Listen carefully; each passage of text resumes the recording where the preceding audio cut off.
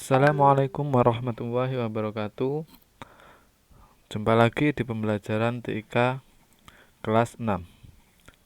Pada sebelumnya kita sudah membahas tentang layanan internet.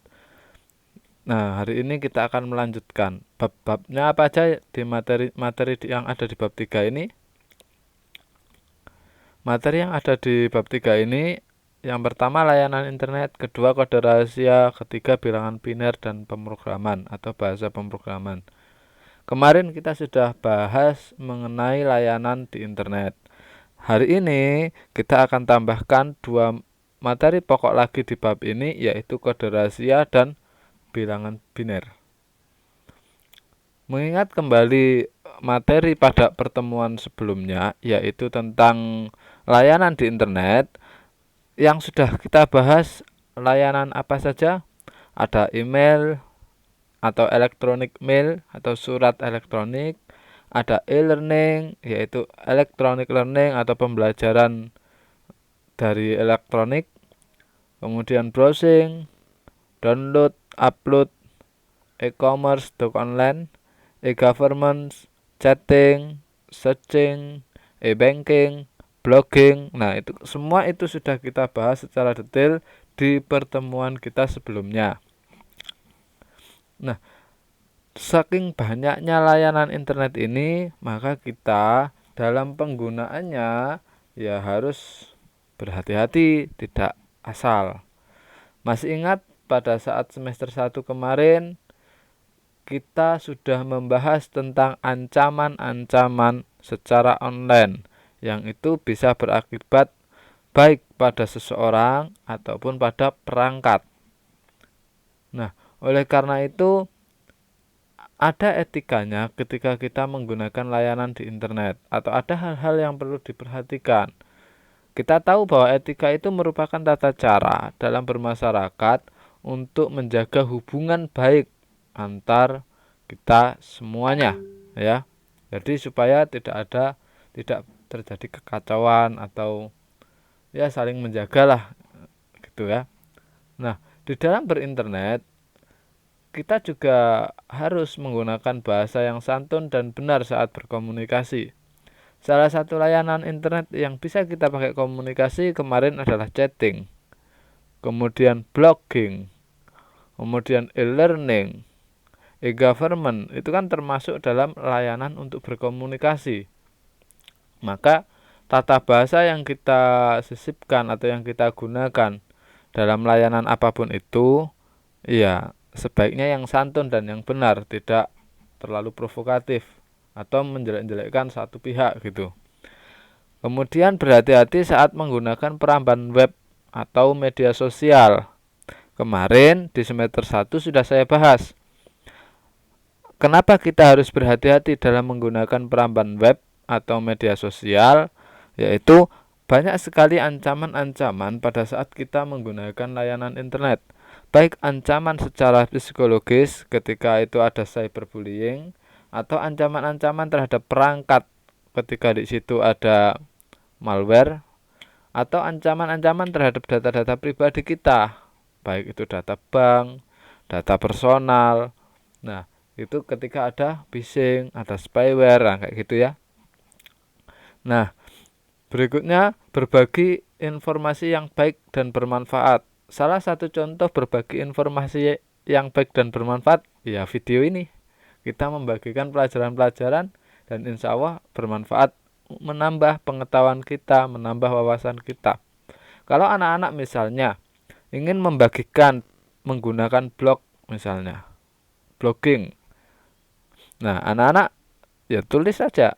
Kalau misalnya tidak terlalu pandai dalam mengarang cerita, kita bisa membagikan informasi-informasi yang bermanfaat. Seperti ini, informasi cara memasak atau cara belajar yang baik. Atau misalnya cara membaca buku dengan benar. Nah, kayak gitu ya. Nah, karena layanan internet itu kebanyakan yang umum, banyak itu menggunakan kata sandi, password. Nah, itu perlu disimpan dengan baik. Jangan sampai orang lain tahu password Anda apa. Kenapa begitu? Karena sekali lagi ketika kita misal menggunakan media sosial, password kita diketahui orang lain, maka akun media sosial kita bisa diobrak-abrik, diacak-acak sama orang tersebut, atau bisa disalahgunakan. Nah, itu kan yang mengkhawatirkan gitu. Kemudian yang terakhir, kita menghargai kehidupan pribadi orang lain. Banyaknya layanan chatting saat ini, orang dikit-dikit update status, dikit-dikit update status. Ya sudahlah, jangan terlalu di apa ya istilahnya? Jangan terlalu disudutkan bahwa itu sesuatu yang buruk atau itu sesuatu yang sangat baik. Kita ambil manfaatnya. Kalau itu sangat bermanfaat, memberikan manfaat bagi kita, ya kita ambil. Kalau itu enggak, ya sudah, kita tinggalkan gitu saja. Enggak perlu banyak dikomentari. Oke. Nah, kita lanjutkan materi tambahan kita untuk pertemuan ini, yaitu kode rahasia. Kode rahasia atau boleh juga sebenarnya disebut password. Tetapi kalau password itu nanti lebih khusus, atau kata sandi itu lebih khusus. Sementara kalau kode rahasia itu nanti cakupannya lebih luas, gitu ya. Kalau sandi itu lebih pada ibarat kunci. Kalau sandi hanya untuk satu pintu. Kalau kode rahasia itu nanti juga bisa banyak arti gitu. Tapi dalam hal ini saya anggap sama, karena kita ambil poin pentingnya. Apa itu kode rahasia atau sandi? Yaitu merupakan kumpulan karakter, kumpulan huruf-huruf, baik huruf, angka, atau tanda yang lain digabung jadi satu, yang digunakan oleh pengguna sebuah sistem operasi, ya, yang digunakan oleh sebuah pengguna sistem operasi untuk memverifikasi identitas dirinya kepada sistem keamanan yang dimiliki oleh operasi tersebut. Jadi kumpulan karakter ini digunakan sebagai identitas atau memverifikasi, membenarkan, oh ini seperti ini. Nah, seperti itu ya. Atau juga bisa juga kata sandi, kode sandi ini digunakan sebagai instruksi, tidak hanya memverifikasi identitas, tapi dia sebagai instruksi. Nanti bisa juga instruksi yang tersembunyi, ya, yang tidak semua orang paham dengan kata instruksi itu. Gitu. Seperti kalau biasanya kita sering lihat 86. Nah, di kepolisian itu 86 itu berarti siap laksanakan. Nah, itu banyak nanti kalau di dalam bahasa komputer ada banyak kode-kode rahasia yang itu tersembunyi, hanya orang-orang tertentu yang akan memahaminya. Nah, ilmu yang mempelajari tentang kode rahasia ini disebut dengan ilmu kriptografi, atau ada juga yang menyebutnya dengan ilmu enskripsi. Nah, ilmu kriptografi salah satu pembahasannya yaitu dua ini. Nah, dua sepasang ini, sepasang yang pertama enkripsi dan yang kedua dekripsi. Enkripsi itu seperti apa? Enkripsi itu merupakan atau adalah aktivitas untuk menulis pesan rahasia. Enskripsi biasanya digunakan dalam sistem keamanan komputer yang digunakan untuk mengamankan data. Nah, nanti contohnya nanti saya bahas contohnya. Jadi, enkripsi ini kegiatan kita atau kegiatan untuk menulis pesan rahasia. Jadi dari pesan biasa kita rubah menjadi kode-kode rahasia. Nah, itu namanya enskripsi. Kalau dekripsi itu kebalikan dari enkripsi. Dekripsi adalah aktivitas menguraikan pesan rahasia. Dekripsi ini digunakan untuk membaca pesan yang telah dienkripsi. Nah, untuk lebih jelasnya seperti ini aja. Perbedaan enkripsi dan dekripsi. Kalau enkripsi menulis pesan rahasia, kalau dekripsi itu dari pesan rahasia menjadi pesan yang bisa kita pahami. Nah, perhatikan ini. Di sini ada sandi kotak. Anak-anak kan ikut pramuka, mesti tahu dengan kode sandi ini. sandi pramuka ini, sandi kotak ini yang banyak kan kode sandi, ada sandi kotak, ada sandi rumput, sandi garis, sandi apalagi itu ya. Nah, ini kita sebut saja sebagai metodenya. Jadi nanti kalau di komputer metode, sorry, ini sandi kotak ini kita anggap aja sebagai metode. Nah, bagaimana proses enskripsi, dekripsi itu terjadi? Misal saya punya kata Pramuka Indonesia, kita disuruh membuat dari tulisan Pramuka Indonesia menjadi tulisan sandi kotak.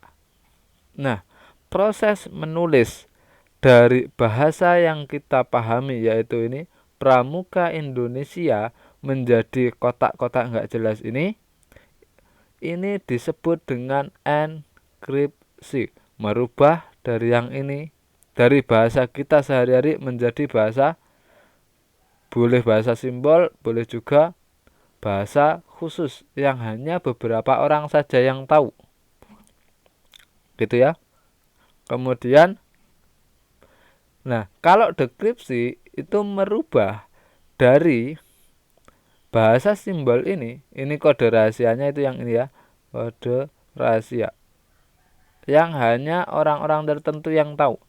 Dari kode rahasia ini menjadi kode yang atau bahasa yang kita mengerti.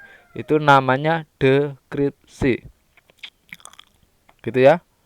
Nah, anak-anak kan sering ikut kegiatan pramuka, mesti sudah terbiasa dengan hal ini. Lalu kalau di komputer seperti apa? Proses kode rahasia di dalam komputer, saya buatkan contoh kata komputer dengan kata bahasa pemrograman. Ini akan kita enkripsi. Enkripsi. Kata komputer kita enkripsi dengan metodenya. Ini metodenya ya. Metode SHA-1, maka kata komputer itu akan tersimpan dalam bentuk ini. AD8, D4, 74, F4, CC, 4, 6 dan seterusnya ini. Nah, data itu akan lebih aman ketika disimpan dengan kode seperti ini karena tidak semua orang tahu. Sementara kalau kita menyimpan dengan kata komputer, pasti semua orang tahu akan komputer. Tapi ketika disimpan dengan menggunakan kode model begini, kebanyakan tidak tahu. Nah, metode yang bisa digunakan ada banyak, ada SHA-1, SHA-2, SHA-256, SHA-34, berapa itu? Nah, itu banyak ya. Selain SHA ada juga metode MD5. Dengan metode MD5, kata komputer itu bisa dienkripsi menjadi 71431B1. Nah, ini adalah kode rahasianya. Ini kita sebut dengan kode rahasia. Hanya orang-orang tertentu yang bisa membacanya. Untuk membacanya bagaimana? Ya dari kode rahasia itu, dari hasil yang ini kita dekripsi dengan metode yang sama. Mau metode MD5, apa metode SHA-1, SHA-2 dan lain sebagainya itu. Nah, itu adalah kode rahasia di sini MD5. Kemudian bagaimana kalau bahasa pemrograman ini yang kita rubah? Nah, kita contohkan nih. Bahasa pemrograman kalau kita jadikan kode rahasia menggunakan metode SHA-1, jadinya adalah 828866D5409 dan seterusnya itu ya. Kemudian kalau bahasa pemrograman kita rubah menjadi MD5, sama, kita tetap tidak bisa baca ya. Nah, karena metode-metode ini punya perhitungan khusus gitu. Yang mana ketika suatu huruf dimasukkan nanti dia akan berubah menjadi seperti apa. Itu ya. Nah, saya rasa ini cukup sebagai penjelasan kita tentang kode rahasia, enkripsi, dekripsi, kuncinya di situ. Oke. Kemudian kita lanjutkan pembahasan kita pada sub bilangan biner dan bahasa pemrograman. Bilangan biner dan bahasa pemrograman itu menjadi kunci atau menjadi inti dari suatu komputer. Perintah-perintah komputer itu selalu kebanyakan ya pasti dalam bentuk bilangan biner. Sementara perintah-perintahnya itu dituliskan dalam bahasa yang disebut dengan bahasa pemrograman. Nah, bilangan biner adalah sistem bilangan biner atau bilangan berbasis 2. Kalau kita kenal 1, 2, 3, 4, 5 itu adalah sistem bilangan berbasis 10. Atau ada juga itu yang nyebut bilangan desimal. Jadi kalau di dalam sistem komputer bilangan 1, 2, 3, 4, 5, 6, 7 itu adalah disebutnya bilangan desimal. Nah, sistem bilangan biner ini adalah sebuah sistem penulisan angka dengan menggunakan dua simbol yaitu 0 dan 1. Bilangan berapapun nanti bisa dirubah dengan simbol menjadi 01, 01, 01. Nah, kayak gitu. 0001. Nah, nanti contohnya ada. Nah, sistem ini juga kita sebut dengan istilah bit atau digit biner. Biasanya kita kenal komputermu berapa bit. Punya saya 64 bit. Punya situ 32 bit. Tidak sama lah gitu ya. Nah, pengelompokan biner dalam komputer selalu berjumlah 8 digit. Ada 8 digit nanti. Nah, dengan istilah 1 byte per pita. Jadi byte di sini adalah kilobyte, gigabit, kayak ukurannya flash disk, ukurannya HP, ukurannya apalagi ya memori. Nah, ukuran kapasitas komputer itu berapa byte, bukan bit, byte aslinya ya. Nah, dalam istilah komputer 1 byte itu 8 bit. Kemudian kalau bahasa pemrograman itu adalah sebuah instruksi standar untuk memerintah komputer agar menjalankan fungsi tertentu. Nah, sebuah instruksi standar ketika kita belajar bahasa pemrograman, nanti kita pasti akan banyak belajar tentang simantek, mantek, kemudian algoritma. Nah, kayak gitu ya. Seperti apa detailnya akan kita bahas di bab berikutnya. Bahasa pemrograman masuk kategori materi selanjutnya. Nah, bilangan biner dan pemrograman contohnya seperti apa? Jadi begini. Nah, kita yang sebelah kiri, foto yang sebelah kiri ini adalah bilangan biner. 0 itu adalah ini bilangan yang kita kenal. Kalau di komputer istilahnya adalah bilangan desimal. Kalau di matematika istilahnya adalah bilangan cacah karena mulai dari 0, gitu ya. Nah, kemudian yang sebelah kanannya ini adalah bilangan biner. 8 bit artinya 8 digit. Oke ya. 8 digit. 1 berarti bilangan bitnya adalah 0000 0001. Kalau 2 bilangan bitnya 0000 0010.